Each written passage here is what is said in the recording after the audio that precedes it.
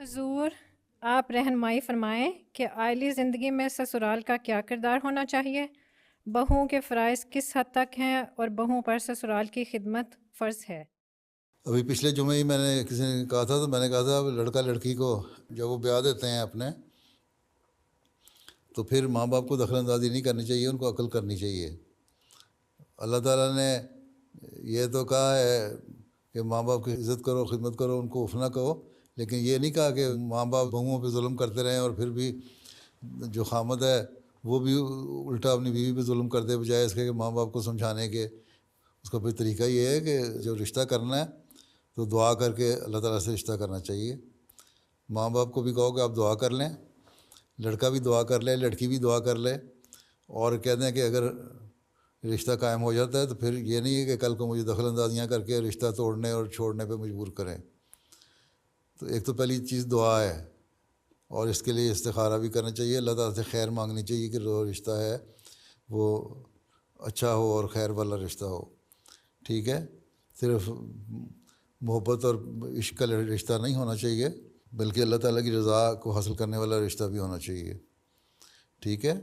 یہی آن رسول نے فرمایا کہ تم کسی کا حسن دیکھ کے، اس کی دولت دیکھ کے، اس کا خاندان دیکھ کے رشتہ نہ کرو صرف، بلکہ دین دیکھ کے رشتہ کرو۔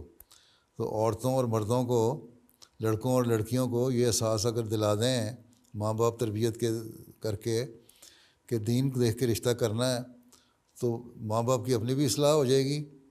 اور لڑکے لڑکی جو رشتہ کر رہے ہیں ان کی بھی اصلاح ہو جائے گی، اور وہ اپنے دین کو مقدم کرنے والے ہوں گے، کھڑے ہو کے عہد دہرا دینا ہم دین کو دنیا پہ مقدم رکھیں گے، تو یہ سے کوئی فائدہ کوئی نہیں۔ اصل تو چیز دے اپنے عمل سے ثابت کرنا ہوگا کہ آپ نے دین کو دنیا پہ مقدم کیا ہے کہ نہیں، اور اس کے لیے شادی شدہ لوگوں کے لیے بھی ایک اس میں ہدایت یہ ہے کہ وہ دیندار لڑکی تلاش کریں اور لڑکی دیندار لڑکے کو تلاش کرے، بجائے ایک دنیاوی باتیں دیکھنے کے، ٹھیک ہے۔ پھر ماں باپ کو بھی جہالت نہیں دکھانی چاہیے، ان کو بھی برداشت کرنا چاہیے، بہو کو بھی آ کے بلا وجہ ضدی نہیں ہونا چاہیے، اور چھوٹی چھوٹی باتوں پہ ساسوں سے لڑائی یا نندوں سے لڑائی نہیں کرنی چاہیے۔ اور اول تو یہی ہے کہ سوائے اشد مجبوری کے کہ ماں باپ بہت بوڑھے ہیں اور ان کے ساتھ رہنا ضروری ہے اور کوئی اور بچہ ساتھ نہیں ہے، تو پھر رہ لینا، اکٹھے رہنے میں کوئی حرج نہیں، لیکن عموماً شادی کے بعد لڑکا اور لڑکی کو اپنا گھر علیحدہ لینا چاہیے۔ پھر کہتے ہیں جی یہاں مہنگائی بڑی ہے، کرائے پہ مکان لینا بڑا مشکل ہے، ہم افورڈ نہیں کر سکتے، اس لیے ماں باپ کے ساتھ رہتے ہیں ایک کمرے میں۔ پھر جب رہتے ہیں تو پھر جس طرح وہ کہتے ہیں نا پنجابی میں، برتن ایک قریب پڑے ہوں تو ایک برتن کو اٹھاؤ تو دوسرے سے ٹکرا جاتا ہے، ٹھک کی آواز آتی ہے، تو اس طرح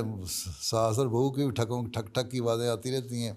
اور نند اور بھابھی کی بھی ٹھک ٹھک کی آوازیں آتی رہتی ہیں۔ پھر عقل استعمال کرنا چاہیے، صرف برتن بن کے نہ رہیں